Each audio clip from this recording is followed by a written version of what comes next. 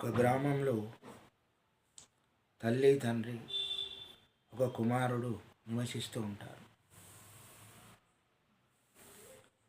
అయితే తల్లిదండ్రులకు లేక లేక పుట్టినటువంటి కుమారుడు. అదేవిధంగా తల్లిదండ్రులు ఆ అబ్బాయిని ఎంతో గారాబంగా చూసుకుంటూ వాళ్ళు కూలీనాలు చేసేటటువంటి వాళ్ళు. ఆ అబ్బాయిని ప్రేమ ఆప్యాయతలతో చూసుకుంటూ మేము ఈరోజు ఎంతో కష్టపడుతున్నాం, ఎన్నో బాధలు పడుతున్నాం, మా యొక్క కుమారుణ్ణైనా మంచిగా పెంచి మంచిగా చదివించాలి అనేటటువంటిది తల్లిదండ్రుల యొక్క నమ్మకం. అదేవిధంగా పిల్లవాడు కూడా పెద్దగా అవుతూ ఉంటాడు. ఒక 8-10 సంవత్సరాలు అబ్బాయికి వచ్చే వరకు పిల్లవాడు స్కూల్లో జాయిన్ అవుతాడు. అంటే ఆ కాలంలో కొంత లేటుగానే వెళ్ళేటటువంటి వాళ్ళు. ఆ విధంగా పాఠశాలలో ఉన్నటువంటి అబ్బాయి వాళ్ళ యొక్క స్నేహితులతో కలిసి చెడు తిరుగుళ్ళు తిరగడం ప్రారంభిస్తాడు. అయితే అదేవిధంగా తిరుగుతూ పిల్లవాడు చెడు అలవాట్లకు దగ్గర కావడం జరుగుతుంది. అదేవిధంగా తల్లిదండ్రులు ఈ విషయం తెలుసుకొని ఎంతో బాధపడతారు. అదేవిధంగా ఒకరోజు పాఠశాలలో స్కూల్ ఫీజు కట్టాలని తల్లిదండ్రుల దగ్గరికి వచ్చి అడుగుతాడు ఆ పిల్లవాడు. అయితే అదేవిధంగా కొడుకు స్కూల్ ఫీజు ఏ విధంగా ఇవ్వాలి అనేటటువంటి ఆలోచన వాళ్ళకు కలుగుతుంది. అంటే వాళ్ళ దగ్గర డబ్బు లేకున్నా ఏదో విధంగా కష్టపడాలి, నా కొడుకును బాగా చదివించుకోవాలి అని తల్లిదండ్రుల నమ్మకం. దానికోసమే వాళ్ళు కష్టపడి జీవిస్తూ ఉంటారు. అదేవిధంగా ఆ యొక్క ఫీజు తీసుకురావడానికి తండ్రి ఎన్నో ఇబ్బందులకు గురై, ఎన్నో కష్టాలకు గురై అదేవిధంగా ఫీజును తీసుకొని రావడం జరుగుతుంది. ఆ రాత్రి తండ్రి ఎంతో బాధపడుతూ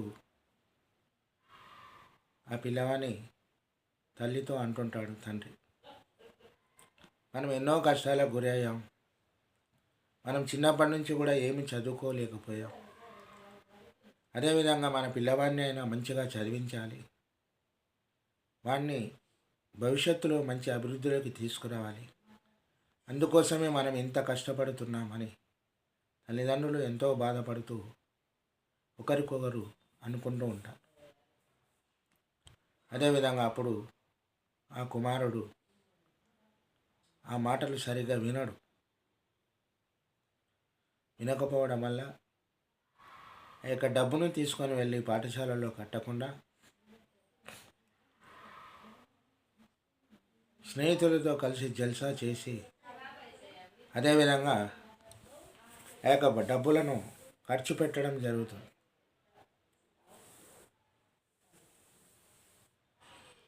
ఆ మంత్లీ ఫీజు కట్టకుండా ఉండడం వల్ల అప్పటికి ఉపాధ్యాయులు సరే నెలకు కడతారేమో అనేటటువంటి ఉద్దేశంతో ఏమీ అనరు. ఈ అబ్బాయి వెళ్ళి మా నాన్న వచ్చే నెల కడతారు నా ఫీజు అని చెప్పామన్నాడు, అందుకోసం ఈ ఎగ్జామ్ రాయించండి అని చెప్తాడు. సరే, ఉపాధ్యాయులు కూడా జాలి దయతో ఆ పిల్లవాడిని ఏదో ఎగ్జామ్ రాయిస్తారు. దాంట్లో తక్కువ మార్కులు రావడం జరుగుతుంది, ఎందుకంటే బాగా చదివాడు కాబట్టి. మళ్ళీ వాళ్ళ నాన్న దగ్గరికి వెళ్ళి నాకు కొత్త బట్టలు కావాలి, అని చెప్పి ఎంతో సతాయిస్తాడు. మరియు తండ్రి కాబట్టి ఎంతో కష్టపడి డబ్బులు తీసుకొచ్చి ఆ యొక్క పిల్లవానికి ఇవ్వడం జరుగుతుంది. ఆ విధంగా తండ్రి ఎన్నో కష్టాలు బాధలు ఎన్నో పడుతూ ఉంటాడు. తర్వాత చెప్పులు సరిగా లేవని సతాయిస్తాడు. మరి చెప్పుల కొరకు తాను ఎంతో కష్టపడి తాను చినిగిపోయినటువంటి చెప్పులు వేసుకున్నా కూడా తన యొక్క కుమారుని కొరకు కొత్త చెప్పులు తీసుకొని రావడం జరుగుతుంది. అంటే ఇవల్ల కూడా ఆ పిల్లవాడు ఆలోచన చేయడు.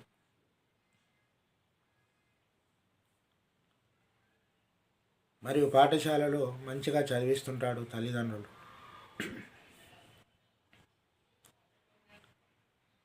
మరియు ఆ తర్వాత మళ్ళీ ఎగ్జామ్స్ వస్తాయి. సంవత్సర పరీక్షలు అంటే యాన్యువల్ ఎగ్జామ్స్. అప్పుడు ఆ పిల్లవాడి దగ్గరికి మళ్ళీ ఉపాధ్యాయులు ఫీజు తీసుకొనినా ఈసారి మీ అమ్మా నాన్నలను తీసుకొని వస్తేనే ఫీజు పే చేస్తేనే మీకు ఎగ్జామ్ రాయిస్తామని చెప్తారు.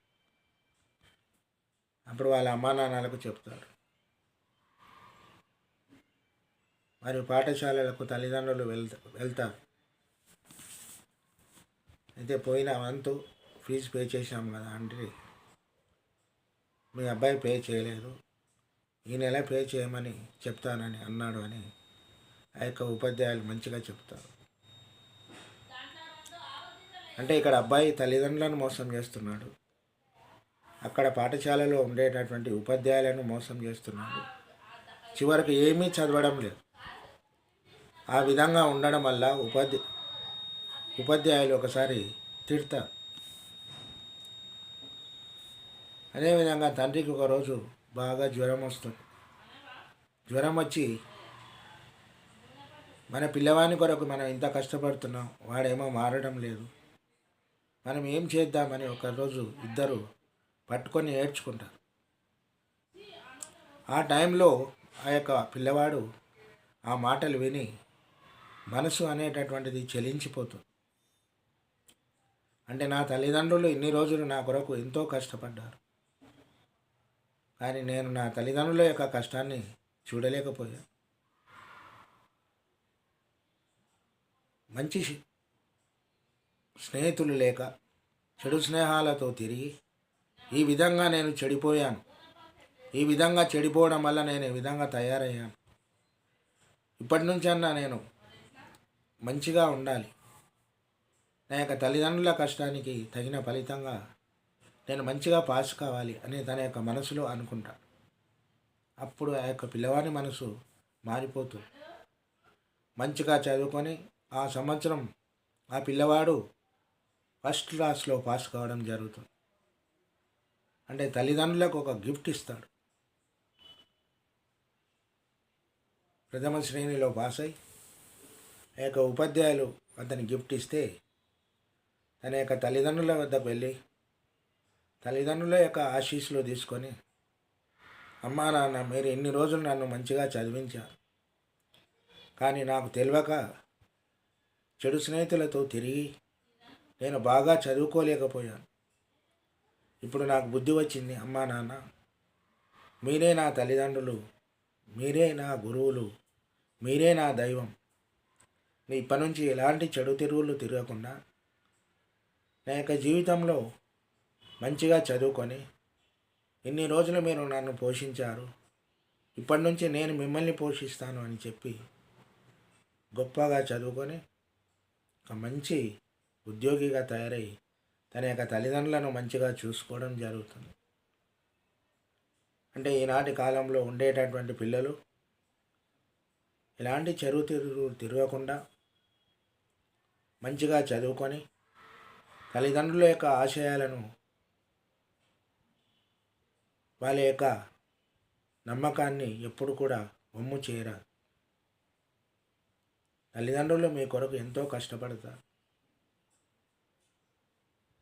వాళ్ళు తెచ్చే ప్రతి పైసలో వాళ్ళ యొక్క రక్తం ఉంటుంది. అందుకొరకు తల్లిదండ్రుల యొక్క బాధలను, గురువుల యొక్క బాధలను తెలుసుకొని మంచిగా చదువుకొని జీవితంలో మంచి ఆత్మవిశ్వాసంతో బ్రతకాలని నేను ఈ కథ చెప్పడం జరిగింది.